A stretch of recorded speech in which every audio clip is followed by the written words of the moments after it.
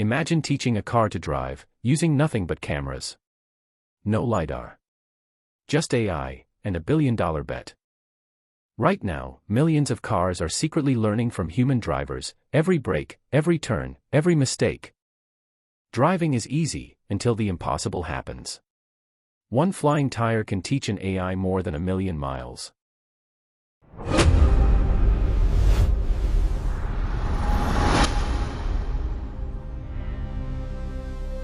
The ambitious premise, a bet on vision. The story doesn't begin with code, but with a philosophical bet. The core thesis, championed by Elon Musk but rooted in a branch of AI, is that biological vision is proof of concept, cameras and a brain can drive. The decision to prioritize cameras over more expensive LiDAR, laser radar, is controversial. It's a high-stakes gamble that a sufficiently advanced artificial brain can reconstruct a precise 3D understanding of the world from 2D images, just as humans do. This choice defines the entire challenge. Hardware iteration, the eyes of the fleet. You can't train a superhuman driver with blurry vision.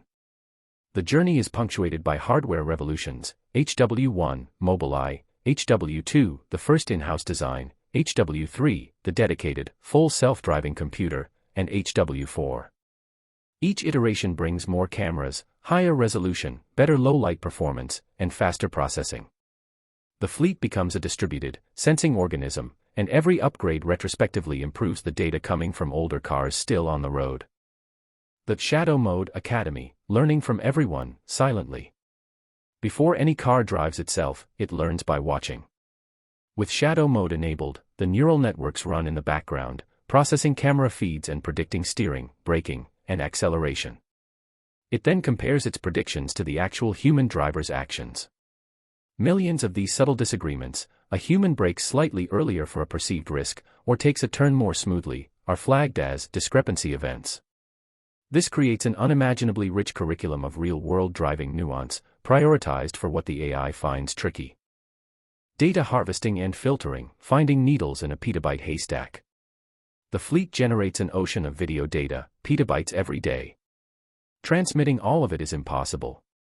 The first critical AI task is a triage system, automatically filtering for the interesting 0.001%, hard brakes, near disengagements, complex intersections, weird objects on the road. This data engine is the unsung hero, ensuring computational resources and human labelers focus only on what will most improve the system. The birth of ontology, defining the AI's world. To understand the world, the AI needs a dictionary. Engineers and labelers define an ontology, a complete taxonomy of everything in the driving scene.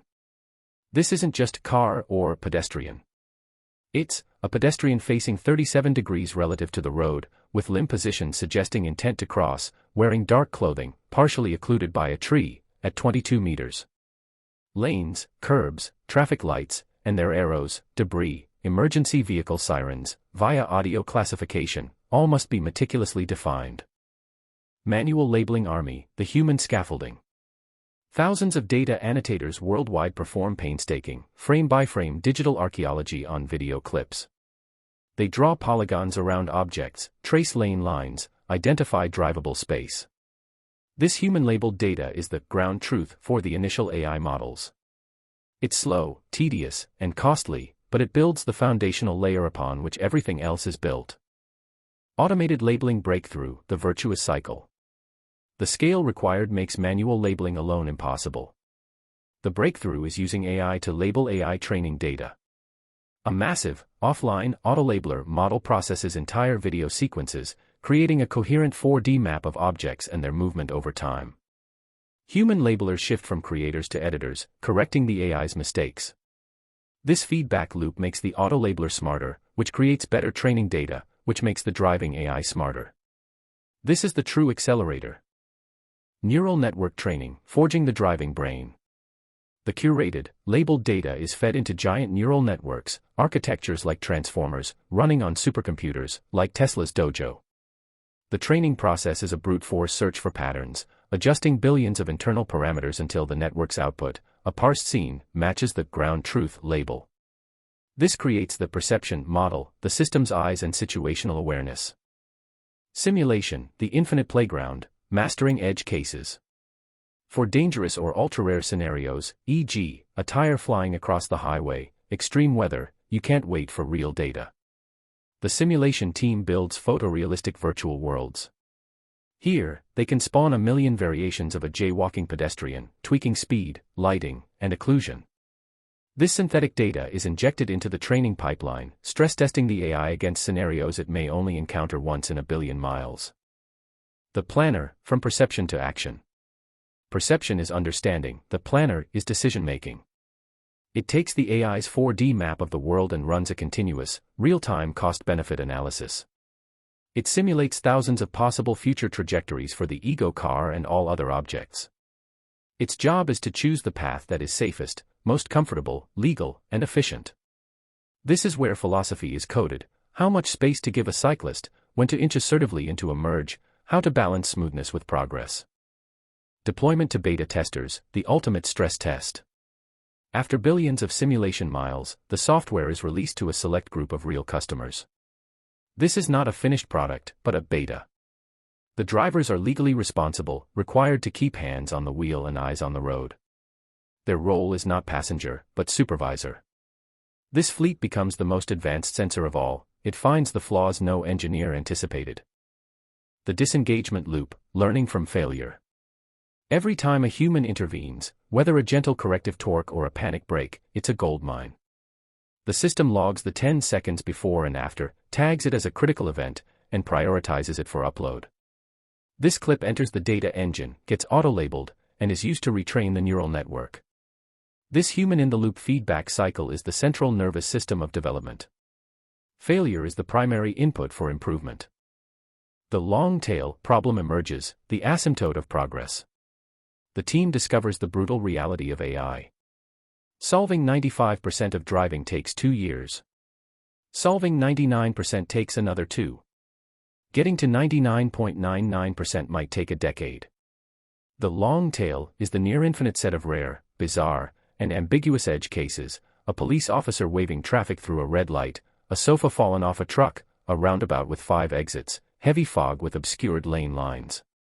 Progress slows from leaps to a painful, incremental crawl measured in decimal points of intervention rates. Architectural overhauls, throwing away the playbook. To break through plateaus, you sometimes must burn the architecture and start anew. The most significant shift is from a modular system separate modules for perception, mapping, prediction, planning to an end-to-end neural network. In this new paradigm, a single giant AI model takes raw video input and directly outputs steering and pedal controls, much like a human Elon Musk brain. It's a riskier, more black box approach, but it promises more fluid, human-like reasoning by eliminating hand-coded logic between stages. Regulatory scrutiny and public incidents, the court of opinion. Every accident, especially those with injuries, triggers a media firestorm and NHTSA investigations.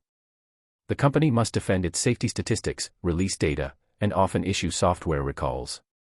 Public trust waivers.